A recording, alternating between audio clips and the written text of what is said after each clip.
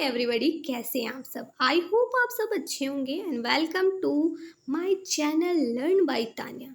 And today's topic mitochondria. So आज हम जानने वाले हैं माइटोकॉन्ड्रिया क्या है। This topic is very important for all exams. Okay, then let start. Kolliker was first to report mitochondria.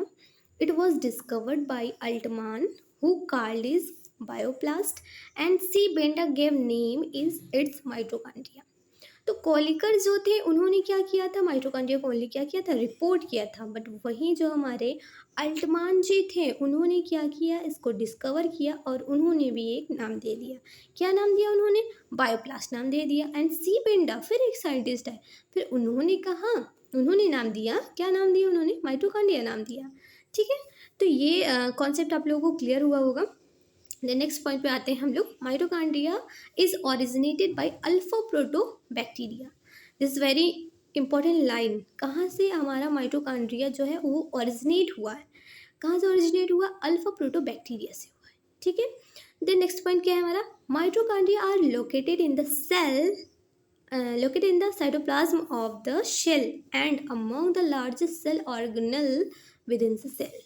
जो माइटोकॉन्ड्रिया है वो सेल के साइटोप्लाज्म में क्या है, लोकेटेड है, और ये क्या है, लार्जेस्ट सेल ऑर्गेनेल है।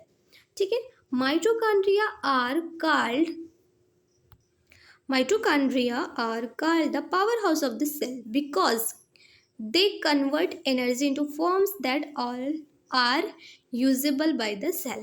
ये एक powerhouse of the cell इसे कहा जाता है। हमारे माइटोकॉन्ड्रिया को क्यों कहा जाता है? क्योंकि ये क्या करता है, कन्वर्ट करता है एनर्जी को, जो कि यूजफुल होता है हमारे किसके लिए, सेल के लिए। ठीक है, the structure of mitochondria, structure कैसा होता है माइटोकॉन्ड्रिया का? Spherical, elongated, ovals, rod like structure होता है। And mitochondria are double membrane bounded organelle, each membrane phospholipid bilayer. ठीक है, जो इसका आउटर एंड इनर लेयर होता है वो किससे बना होता है? फॉस्फोलिपिड बाय लेयर से बना होता है, और ये क्या है, डबल बाउंडेड ऑर्गेनल है। ठीक है, the outer membrane is the smooth. जो हमारा आउटर मेम्ब्रेन है वो क्या है, स्मूथ है, while the inner membrane has many invert fold called cristae. ठीक है, आइए हम पिक्चर के थ्रू थोड़ा स्ट्रक्चर के थ्रू समझते हैं। जैसे कि मैंने एक स्ट्रक्चर ड्रॉ किया है, ये जो है हमारा क्या, आउटर मेम्ब्रेन है, ये क्या है, स्मूथ है। एंड देन इनर मेम्ब्रेन क्या है, fold, invert fold like structure है। ठीक है, तो इसको हम क्या बोल रहे हैं, क्रिस्टी बोल रहे हैं। ठीक है, I think you understand. Then क्या, then folds, then the folds increasing the surface area and are the working surface for mitochondrial reaction. Mitochondrial reaction के लिए जो हमारा इंक्रीज कर रहा है क्या, सरफेस, जो हमारा फोल्ड लाइक स्ट्रक्चर है ये इंक्रीज कर रहा है सरफेस को। ठीक है, for the working of mitochondrial reaction. ठीक है, द इनर मेम्ब्रेन, वही जो हमारा क्रिस्टी है, the inner membrane is selectively permeable. ये क्या होता है, सिलेक्टिवली परमिएबल होता है। क्यों सिलेक्टिवली परमिएबल होता है? क्यों? ये चाहता है कि जो हमारे यूजफुल मॉलिक्यूल्स हैं वही हमारे अंदर एंटर करें, और टॉक्सिक मॉलिक्यूल्स क्या हैं वो एग्जिट हैं, बाहर उसको कर देता है। That's why it is selectively permeable. ठीक है, the selective to certain molecules such as pyruvic acid, ATP on the cristae. जब pyruvic acid and adenosine triphosphate on cristae, जब क्रिस्टी से शुगर से कंबाइन होता है with oxygen to produce ATP। Sugar is combine with oxygen to produce ATP। ये हमारा pyruvic acid and ATP on the Christie.